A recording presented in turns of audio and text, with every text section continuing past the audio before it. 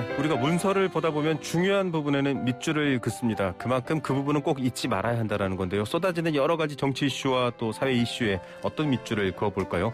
뉴스를 보는 또 다른 시선, 박원석의 밑줄. 박원석 전 정의당 의원 오늘 또 스튜디오에 모셨습니다. 안녕하십니까? 네, 안녕하세요. 코로나 확산세 때문에 걱정이 많으시죠? 게다가 날씨까지 추워졌습니다. 맞습니다. 오늘 정말 한파가 심합니다. 근데 날씨만 추운 게 아니라 전국도 좀 얼어붙고 있습니다. 네네. 자, 필리버스터까지 나서서 지금 야당은 이제 여당의 법안 처리에 대해서 반대를 하고 있는데 민주당은 지금 그럴 때가 아니다라고 하면서 필리버스터 종결 또 표결을 붙였고 여기서 정의당은 또 불참을 했습니다만 네. 이렇게 지금 공방이 이어지는 국회 상황 어떻게 총평하시겠습니까? 글쎄요, 국회가 조금 이제 대화와 타협을 통해서 지금 당면한 이제 국가적 과제들을 해결해 나가는 모습이 가장 이상적이겠죠. 네. 근데 이제 그런 모습이 되지 못하고 있어서 여러모로 좀 아쉬운 점도 있고 네. 또 국민들께서 약간 피로감도 느끼는 것 같은데요. 어제 이제 국정원법 그 개정안에 대한 필리버스터가 종결이 됐습니다. 네. 종결이 됐는데 그 과정에서 여당은 코로나 확진자가 1,000명이 넘는 상황에서 네. 지금 이런 문제를 가지고 국회에서 토론할 상황이냐라는 명분을 제시했습니다. 물론 뭐 그런 명분에 대해서 수긍하는 그런 의견도 많이 있겠지만 사실 지금 코로나 확산세가 그렇게 문제라면 네. 지금 국회가 논의하고 있는 상황을 잠깐 중단하고 네. 어쨌든 이 코로나 위기 극복을 위해서 반드시 필요한 그런 대책들 중심으로 이 전국이 좀 운영이 됐으면 하는 생각도 있었는데요. 물론 이제 국회법에 토론 종결 이 정족수라는 게 보장이 돼 있고 어제 186명이 표결을 해서 180표로 통과가 됐습니다만 민주주의라는 게 최종적으로는 다수결의 원칙에 따른다고 하지만 그 다수결의 원칙이라는 건 모든 사안을 다수결로 정하라는 거라기보다도 충분한 협의와 토론을 통해서 다수결로 정하라라는 어떤 함의가 저는 포함되어 있다고 생각해요. 네. 그런 면에서 이제 소수 의견 또 그 소수 의견이 반대할 권리 이런 것들이 충분히 보장이 돼야 되는데 그런 점들을 다수의 여당이 지금 워낙 지금 의석이 압도적이다 보니까 네네. 어떻게 보면 좀 외면하고 있는 게 아닌가 이런 점들이 아쉬웠고 정의당에서 아마 토론 종결에 참여하지 않은 이유도 네네. 그것 때문이 아니었나 싶습니다. 네. 사실 여당 입장에서는 국민들이 이렇게 180석이 가능한 수준으로 표를 몰아주신 이유가 그만큼 개혁입법을 빨리빨리 완수해라라는 것으로 보는 것이고 또 지금 설명해 주셨던 것처럼 수의 민주주의 차원에서 좀 작은 목소리, 다양한 목소리도 공존해야 된다라는 것과 좀 배치가 돼요. 그렇죠. 근데 이제 과연 무엇이 개혁입법이냐에 대해서부터 지금 여야 간의 인식 차이가 굉장히 큰 것 같습니다. 국정원법 개정안만 하더라도 과거 국정원이 가지고 있던 여러 가지 그 부정적이고 그런 어두운 그런 측면을 개정하기 위해서 국정원법 개정을 추진했습니다만 대공수사권을 그래서 경찰로 이관을 했어요. 그런데 현 정부에서 권력기관 개혁을 추진하면서 예상하지 않았던 부정적 효과로 지금 지적되는 게 경찰이 너무 권한이 비대해지고 그에 대해서 마땅한 견제 수단이 없고 또 경찰 개혁 법안이 통과가 됐습니다만 자치경찰 일부를 도입한 것 제외한다면 오히려 좀 더 우려스러운 방향으로 개정된 거 아니냐.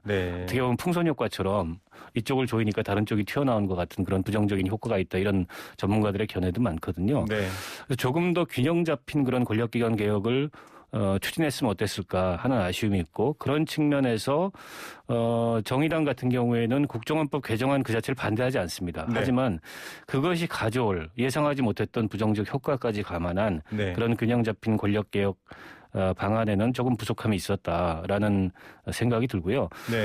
그런 면에서 여당이 뭐 국민들로부터 180석에 가까운 압도적 의석을 위임받았지만 그렇다 하더라도 여당이 하고 싶은 일을 모두 다 하는 게 민주주의다 이렇게 얘기할 수는 없거든요. 충분히 그 과정에서 국민 여론도 살피고 또 국회 내에서 수기 민주주의를 보장해야 되는데 그런 점들이 잘 작동하지 않고 있는 게 좀 아쉽고 물론 야당도 반성해야 될 점이 있습니다. 제1야당으로서 정부 정책에 대한 견제와 반대의 목소리를 내는 거는 기본적인 역할이라고 하더라도 그게 반대를 위한 반대가 되면 안 되거든요. 그러니까 이번 공수처법 이 개정의 어떻게 보면 명분을 야당이 그동안에 공수처장 후보자 추천 과정에서 지나치게 반대를 위한 반대로 일관하다가 부어버린 측면도 없지 않아 있거든요. 네. 그래서 그런 점을 돌아봐야 된다고 봅니다. 결과가 아니라 과정의 중요성도 말씀해 주셨고요. 또 이 비토권 얘기 나왔으니까 좀 말씀드리겠습니다. 주호영 국민의힘 원내대표가 공수처장 협상 막후 공개했습니다. 그러면서 사실 야당이 반대하면 절대 안 하겠다라는 게 뒤집어졌고 우리가 좀 괜찮다고 한 사람도 있었는데 고집하는 한 사람을 위해서 지금 이거 법까지 바꿔간 거 아니냐 이렇게까지 얘기하고 있고 이 부분은 뭐 범위 야권에서 다 비판하고 있습니다. 어떻게 봐야 될까요? 그러니까 지난번 그 추천됐던 후보들이 사실은 후보 추천 과정에서 전부 부결이 된 셈이죠. 네. 그래서 이제 여당에서는 법을 개정해서라도 지금 비토권을 좀 무력화시키고 공수처가 출범할 수 있도록 해야 되겠다 해서 법 개정을 한 건데 주호영 원내대표 말씀은 그 과정에서 다양한 협상들이 이루어졌고 네. 다른 카드들도 제안을 해봤는데 여당이 받지 않더라. 네네. 그러니까 이미 부결된 사람들을 다시 후보로 올려서 결국에는 뭐 5명의 찬성으로 통과시키려고 하는 건 이건 애초부터 의도를 가지고 이 공수처장 후보를 밀어붙이는 거 아니냐 뭐 이런 식의 문제 제기를 하는 건데요. 네네.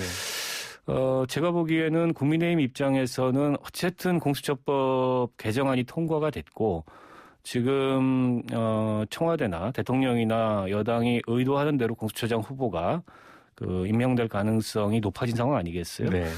그 상황에 최대한 좀 흠집을 내보고 또 이 새로 후보를 추천하는 과정에서 시간도 좀 지연하고 뭐 이런 등등의 목적을 깔고 있는 것 같은데요. 네. 근데 이미 이게 이제 제가 앞서도 말씀드렸듯이 야당이 좀 이 정무적으로 정치적으로 컨트롤을 좀 잘못했다고 생각해요. 네. 사실은 대한변협이 추천한 후보라든지 네네. 또 법원행정처에서 추천한 후보라든지 좀 중립적인 그런 네. 후보들을 대안으로 선택할 수 있는 기회가 있었거든요. 네네.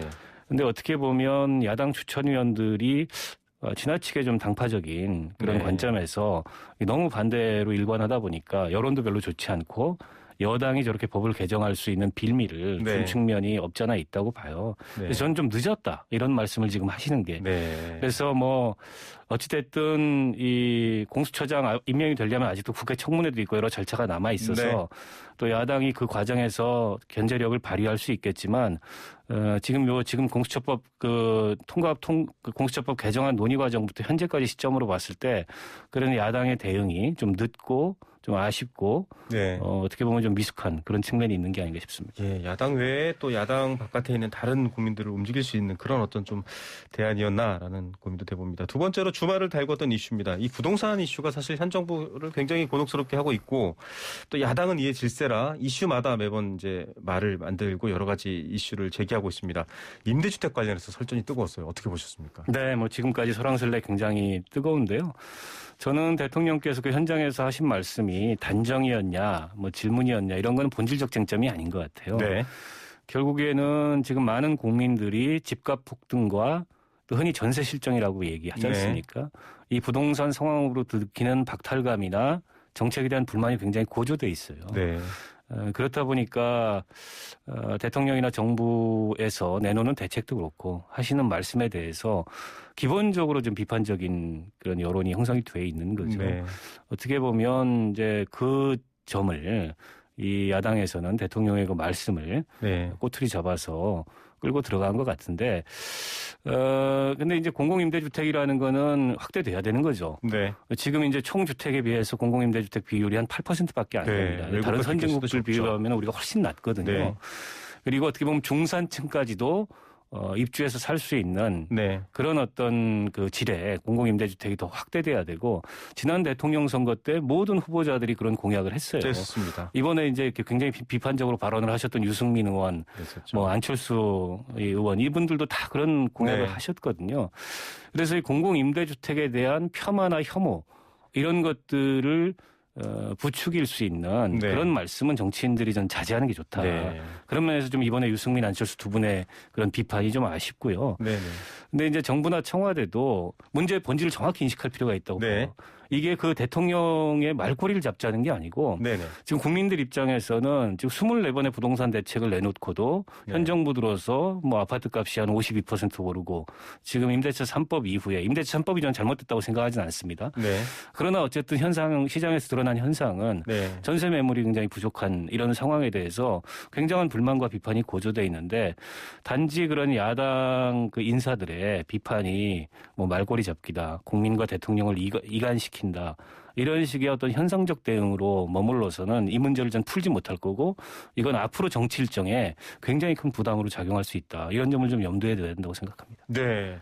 본질을 봐야 된다라는 지적 많은 분들이 공감하실 것 같습니다. 특히 이 주거 정책에 있어서 주거 사다리라는 것도 정부도 강조하고 있고 또 야당이 말한 사다리가 있어도 오르지 못할 집값이지 않느냐라는 비판도 좀 본질을 지켜봐야 될 텐데 지금 사실 서울 부산 재보궐선거 때도 부동산 이슈를 벌써부터 들고 나와서 후보 천명을 하시는 분들도 있으세요?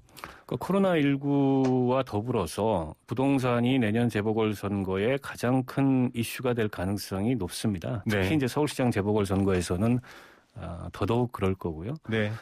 지금 이제 뭐 하나둘씩 그 출마를 희망하시는 그런 후보들이 들고 나오는 얘기를 보더라도 이제 그런 민심을 의식해서 네. 부동산 대책이나 코로나19 위기 극복 대책 이런 것들을 중심으로 말씀을 하시는데 근데 저는 부동산 정책은 눈앞에 단기적인 그 어떤 효과 네. 이걸 그 목표에서 그 정책을 만들고 또 그 정책을 추진하면 실패할 가능성이 높다고 봐요. 네. 이건 좀 장기적이고 일관성을 가져야 되는데 네. 그런 면에서 현 정부 부동산 정책이 24번이나 내놨음에도 불구하고 별로 성공적이었다는 평가를 못 받는 건 네.